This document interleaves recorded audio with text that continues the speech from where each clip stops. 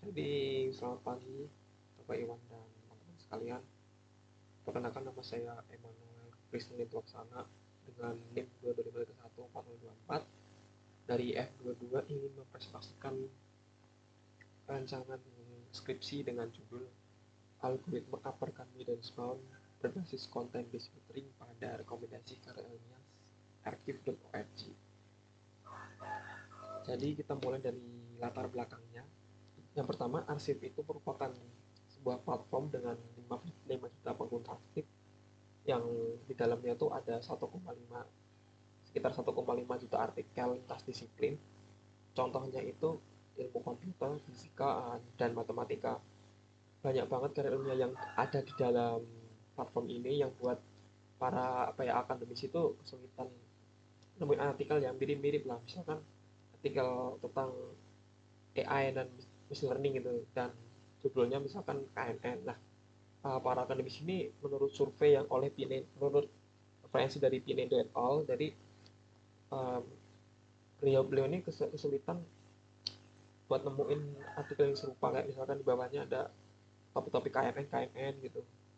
Itu yang jadi latar belakang penelitian ini. Salah satu solusi yang bisa diusulkan itu adalah content base karena kemampuannya buat merekomendasiin berdasarkan kesamaan isi karya ilmiah dengan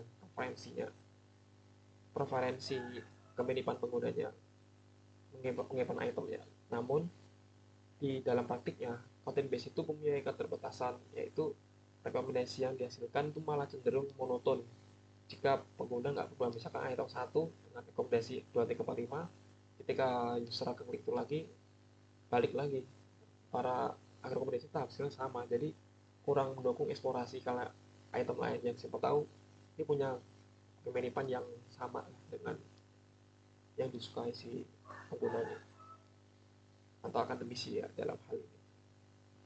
Pada konteks pluralisme ini, algoritma bandit jadi solusi yang bisa membuat rekomendasi lebih baik menurut Ganggan tahun 2021.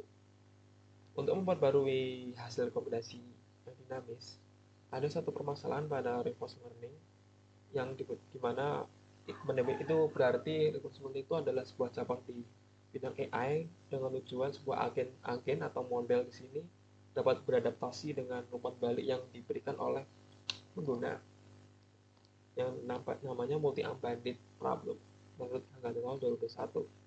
Inti dasar dari problem ini adalah menyeimbangkan gimana caranya untuk menyeimbangkan sebuah proses eksplorasi dan eksploitasi tentang sebuah item untuk buat bisa dapetin rewardnya yang lebih baik.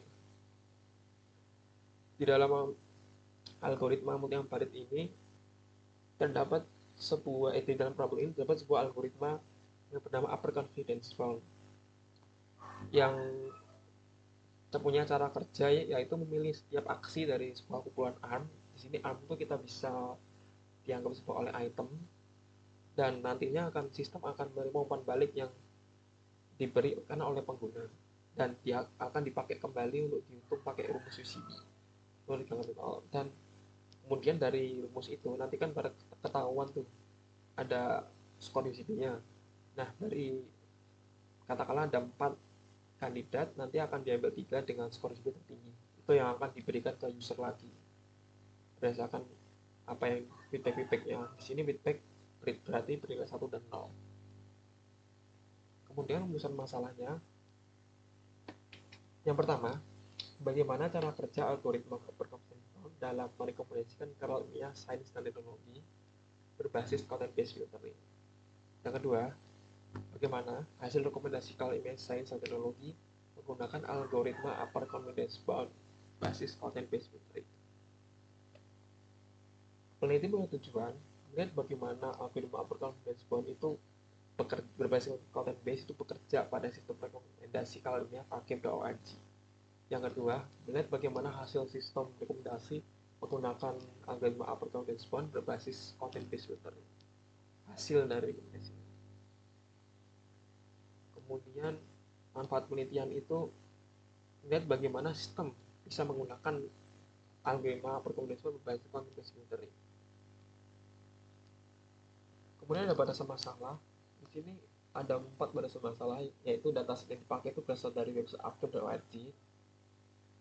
Ini menggunakan salah satu algoritma multi-embedded, meskipun ketiga-tiganya mempunyai, yang pertama Epsilon Thompson itu mempunyai tujuannya sama, menyeimbangkan eksplorasi dan eksploitasi, tapi di penelitian ini kan digunakan algoritma upper constraint response yang dimana tujuannya sama-sama menyeimbangkan proses eksplorasi dan eksploitasi. Kemudian teknologi yang akan dibentuk yaitu untuk front end-nya menggunakan Flutter framework-nya dari bahasa pemrograman Dart, kemudian database management sistemnya pakai MySQL, dan backend dan modelnya API pakai Flask. Untuk jumlah baris data di sini ada 50.000 yang diambil dari dataset archive.org. Kita beralih ke judul pustaka. Yang pertama, salah satu acuan yang dipakai dalam penelitian ini adalah jurnal dengan judul implementasi algoritma upper constraint response untuk sistem rekomendasi music. Berdasarkan percobaan, hasilnya dari percobaan itu dari 191 data perilaku pengguna mendapatkan like 96% dan dislike 53% menggunakan algoritma upper constraint response. Penelitian punya kesimpulan yaitu upper constraint response itu cocok digunakan karena dapat menemukan berbagai musik yang sesuai dengan preferensi pribadi dan tidak pernah ditemu sebelumnya. Dengan artian dari beberapa daftar item, upper constraint response ini mampu menemukan item yang ternyata cocok nih sama item yang sebelumnya dengan patokannya skor ECB-nya itu. Jadi kayak bisa menemukan item yang tersembunyi yang tidak diduga sebelumnya, ternyata itu punya nilai yang tinggi lah dari skor ECB-nya, dan itu dianggap sama, sumpah. Kemudian di jam yang kedua, survei yang diambil supply to recommendation system. Dari percobaan ini menggunakan data semua V-Lines dan Zozo yang menghasilkan sistem rekomendasi algoritma upper response ini mempunyai cara kerja yaitu user diberi pilihan like atau dislike. Kalau misalkan usernya like, dia akan dikasih nilai 1. Kalau misalkan like lagi, dia akan nambah 1 terus. Kalau misalkan dislike, dia akan 0. Jadi misalkan user like dan dislike 1 tambah 0, jadi 1, nggak ada pertambahan. Begitu. Kemudian di jawaban salah 3, applying multi-embedded algorithms for music recommendation Spotify. Pada percobaan ini, menggunakan algoritma ETC yaitu explore dan commit, itu menggunakan 50.000 langkah item, menunjukkan bahwa algoritma ini memiliki sisi reward yang cukup tinggi dibandingkan dengan algoritma ETC dan Thompson sampling. Kemudian tujuan pustaka yang keempat berjudul Adaptively Optimize Content Recommendation Using Multi-Embedded Algorithm in E-commerce. Uji coba menggunakan 3 algoritma pada suatu kondisi A, B, yaitu dengan 2 versi website e-commerce, di mana algoritma Thompson sampling itu cenderung membagi pengguna lebih cepat, membagi pengguna dengan rekomendasi berbeda lebih cepat. Kemudian ada Epsilon Greedy yang kinerjanya cepat, tapi dia mengoleskan di awal saja, cuma di bagian awal, habis itu kerjanya akan menurun. Sementara itu, algoritma upper constraint response itu cenderung menengah, moderate, dan cocok di lingkungan yang dinamis seperti pada kasus ini yaitu rekomendasi ilmiah, karena user bisa karena pengguna ini bisa like item berbeda dan pilihan nggak harus sama untuk setiap momen, jadi dia bisa pindah-pindah dinamis. Kemudian penjelasan teori yang pertama dimulai dari karya ilmiah. Karena itu mempunyai pengertian suatu tulisan formal yang dibuat secara sistematis, logis, dan teratur sesuai dengan kaidah penulisan yang ada.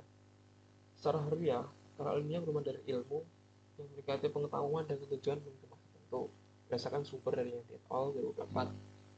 Yang kedua, dalam sebuah karya ilmiah terdiri dari beberapa bagian utama. Yang pertama adalah abstrak. Bagian ini biasanya berisi tentang gambaran dan tujuan penelitian itu sendiri. Pada konteks ini, sistem rekomendasi data yang didapat dari archive org dan memiliki fitur abstrak. Jadi ini berguna buat lekas dikonversi ke fitur numerik untuk dicari kesamaannya. Ini adalah sistem rekomendasi. Sistem rekomendasi merupakan sebuah proses teknologi yang memiliki tujuan untuk menyarankan sebuah sistem berdasarkan preferensi pengguna masing-masing, berdasarkan Geppi Data et al. 2005.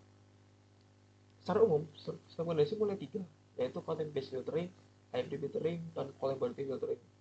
Pada jenis ini, untuk content based filtering, berbagai atribut bersifat deskriptif seperti title, abstract, info, doi, author digunakan untuk membuat sebuah rekomendasi. Sesuai dengan nama, konten itu mengacu dari sebuah item berdasarkan buku dari Fondasi Agrawal 2015 dan merekomendasikan item berdasarkan apa yang disukai setiap pengguna. Untuk rekomendasi skala ilmiah, ini digunakan sebagai konten adalah data asli abstrak dari papernya itu. Kemudian ada quality filtering. Quality filtering itu melakukan nilai rating yang diberikan oleh user untuk mendapatkan sebuah rekomendasi. Beda dengan content base yang di atasnya, ide teknik ini yaitu apabila ada pengguna dan A dan B membuat sebuah rating, maka asumsi bahwa ketertarikan mereka cenderung ke sana, ke item yang disukai. Nah, kemudian ada item yang hanya cuma disukai si B, dan item itu kemudian akan direkomendasikan ke si A. Dengan kata lain, collaborativity itu bisa menggunakan pendapat dari pengguna yang ada. Misalkan nanti si A akan kebingungan, maka dia akan mendapatkan rekomendasi item dari B karena B sudah meng-like item yang disukai. Kemudian ada hybrid filtering. Hybrid itu pada dasarnya ada istilah, cara kerjanya yaitu adalah mendapatkan skor yang hasil penggabungannya dari content based filtering dan collaborative filtering. Misalkan email database et al. 2020. Kemudian ada reinforcement learning. Reinforcement learning itu salah satu cabang dari AI yang fokus utamanya itu berlatih dengan lingkungan dan punya tujuan yaitu mendapatkan sebuah reward setiap waktu. Entah rewardnya itu bagus atau buruk. Untuk reinforcement learning, datanya dikenali lewat agent diberikan keputusan yang adaptif tanpa data-data sebelumnya. Jadi kayak dari stimulus itu tanpa ada data buat train case itu nggak ada. Jadi mulai dari import balik user. Reinforcement learning itu punya 4 konsep utama sebagai berikut. Yang pertama state, yang kedua policy, yang ketiga action, yang keempat reward. State itu adalah kondisi dengan lingkungan yang dinamis yang diterima oleh agent. State itu pada dasarnya punya peran yaitu sebagai pengatur suasana agent untuk membuat pilihan dan manipulasi. Policy di sini membantu kita bisa belajar dengan memetakan state yang sudah ada. Lingkungan menuju aksi dilakukan. Kemudian ada action. Action ini merupakan sebuah kemudahan pergerakan yang dari sebuah keputusan untuk agent ketika berinteraksi dengan lingkungan.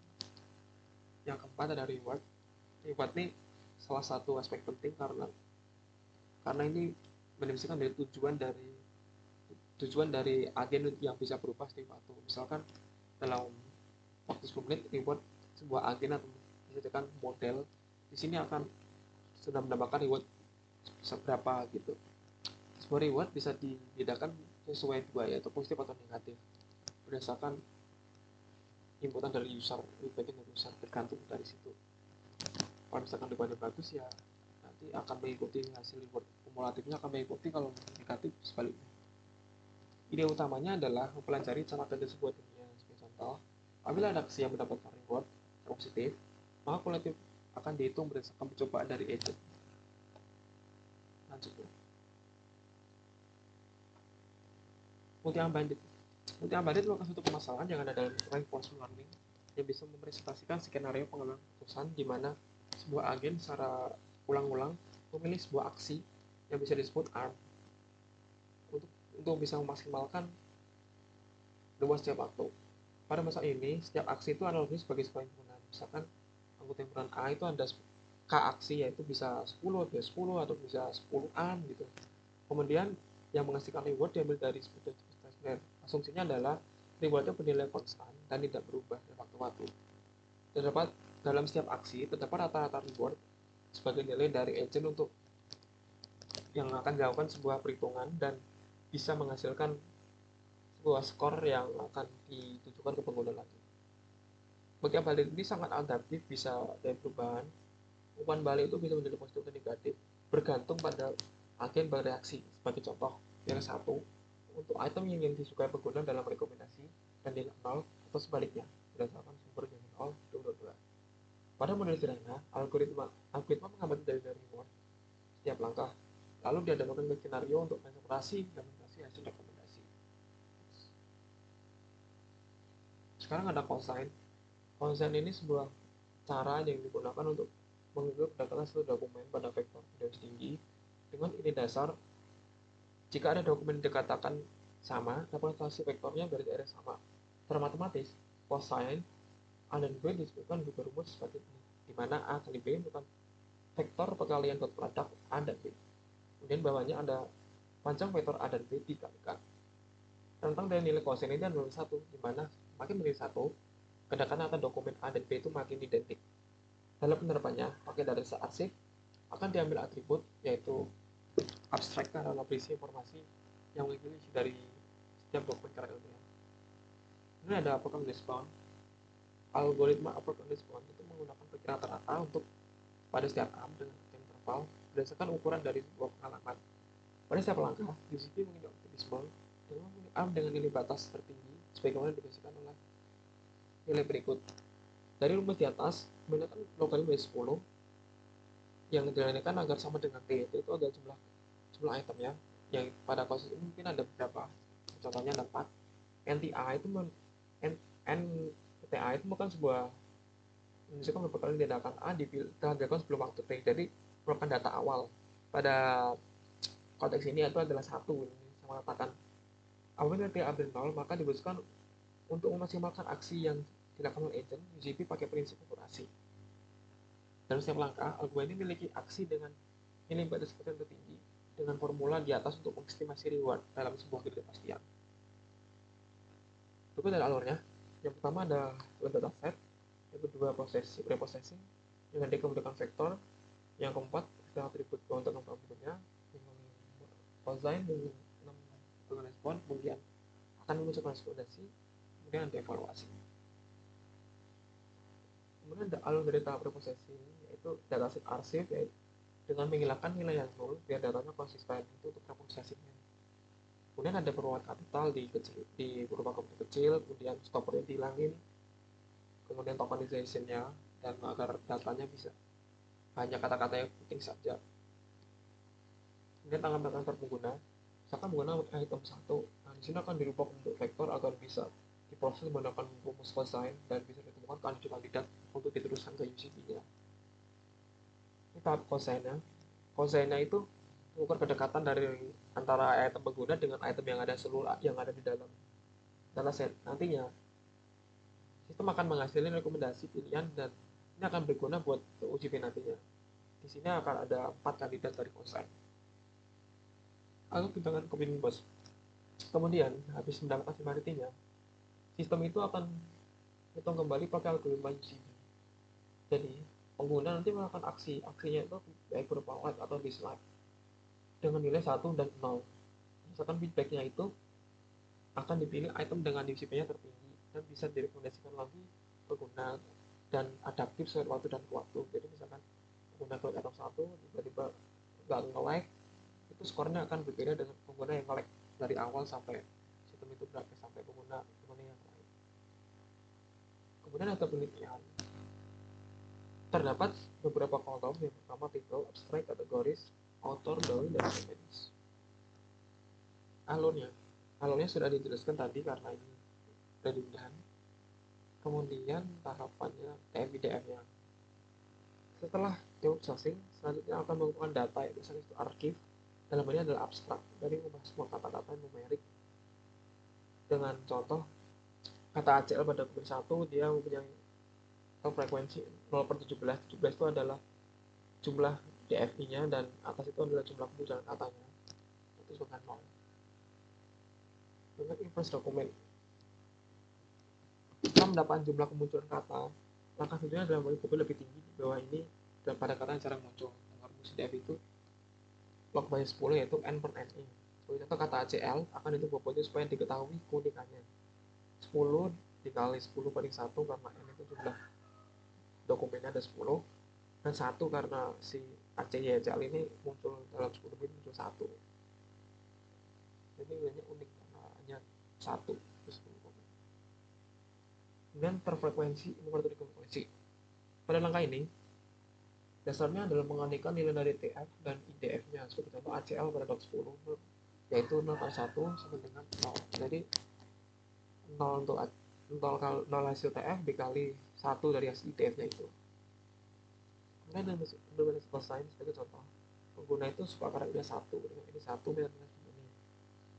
Kemudian akan dihitung sebuah cosine yang akan menghasilkan beberapa similarity antara yang vektor dari user dengan 10 item. Di sini sebagai contoh tertinggi adalah 8 atau 7. Ini untuk hasilnya. Kemudian ada implementasi upper condense border.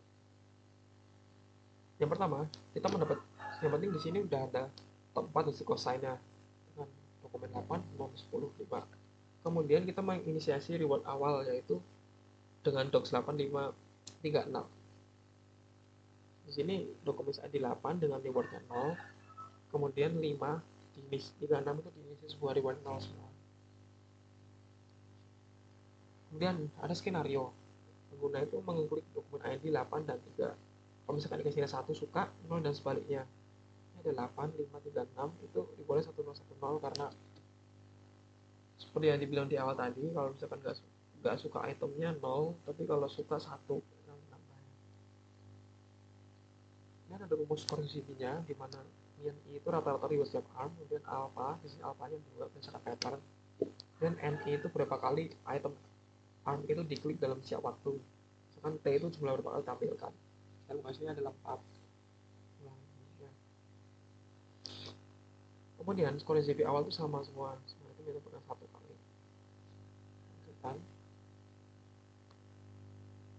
Ada kursus user kemudian mengklik sebuah itemnya itu 8 dan 3, jadi rewardnya bertambah 1 dan 3 nya 1 juga, jadi 2.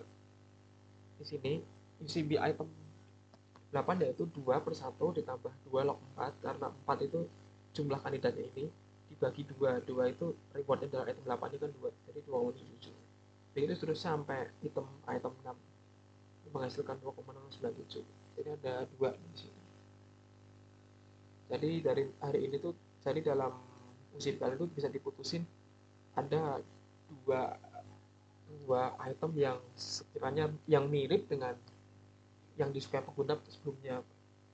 Jadi misalkan item 8 dan 3 itu nanti misalkan dibalik dihitung lagi akan berbeda tergantung dia masih suka itemnya apa enggak. Misalkan enggak suka, dia rewardnya tetap 2, tapi kalau suka dia nambah lagi dengan skor ZB naik. Kalau enggak ya tetap di 2,75.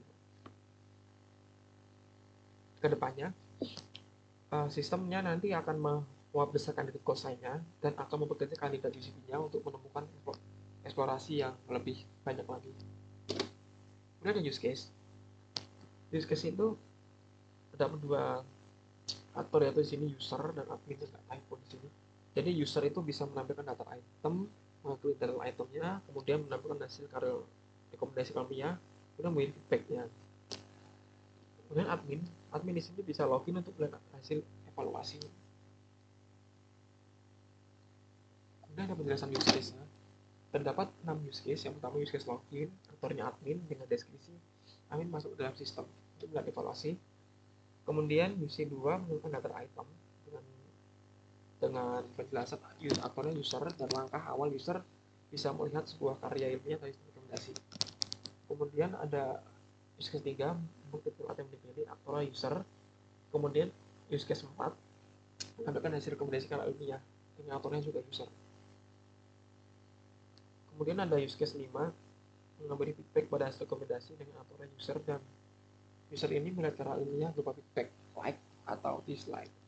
Dan atau use case 6 melihat hasil evaluasi dengan aktornya admin. Admin bisa melihat hasil evaluasi dari rekomendasi karya ilmiah. Nah, di sini ada narasi use case. Use case ini narasinya yaitu login. Use case-nya kodenya 1, deskripsinya berdasarkan alur dari admin login untuk melihat hasil evaluasi dari hasil rekomendasi. Kondisi awalnya, admin itu berada di halaman rekomendasi dan klik button login.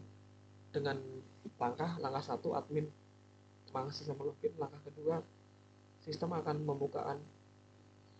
memproses loginnya, akan mengisi password, kemudian halaman menampilkan evaluasi. Di sini Anda menambahkan data item, aktornya user, dan user ini menjelaskan alur dari rekomendasi yang berisi data ilmiah. Kondisi awalnya adalah user berada pada halaman beranda dengan langkah 1, user mengakses halaman beranda dan data rekomendasi. Langkah kedua, sistem menampilkan data karya ilmiah. Kemudian use case 3, user mengklik mengklik item yang dipilih. Jadi use case itu menjelaskan alur sistem ketika user mengklik untuk melihat informasi tambahan seperti abstrak, doi, publish, dan lain-lain. Kondisi awalnya user berada di halaman daftar ilmiah yang bisa diklik pada halaman beranda. Dengan langkah user menggeser halaman ilmiah, kemudian sistem akan mendapatkan informasi tambahan terkait ilmiah. Yang keempat, ada use case menampilkan hasil rekomendasi kera ilmiah serupa dengan aktornya user. Use case ini menjelaskan alur dari sistem ketika user sudah mengklik ilmiah dan melihat rekomendasi semua dengan kondisi awal. Kondisi awal posisi user itu yaitu user berada di detail dan sudah diklik dalam beranda. Yang pertama, langkah pertamanya user melihat informasi yang diklik. Yang kedua, sistem akan menampilkan kondisi ilmiah berupa dalam bentuk daftar. Yang kelima ada use case feedback. Jadi ini aturan user. Jadi di sini use case menjelaskan alur sistem ketika sudah bisa melihat kondisi ilmiah dan memberikan feedback berupa like atau dislike. Dan kondisi awalnya user berada dalam detail dan sudah diklik dalam beranda. Untuk langkah pertama, user melihat hasil rekomendasi menekan tombol like apabila menyukai dan dislike untuk sebaliknya. Nah, kedua, sistem akan menghitung rewardnya dari feedback like atau dislike-nya menggunakan rumus UCB. Yang terakhir adalah manipulasi. Di sini alus itu ketika admin dah login dan lihat evaluasinya. Kondisi awal, admin dah login dari halamannya login itu.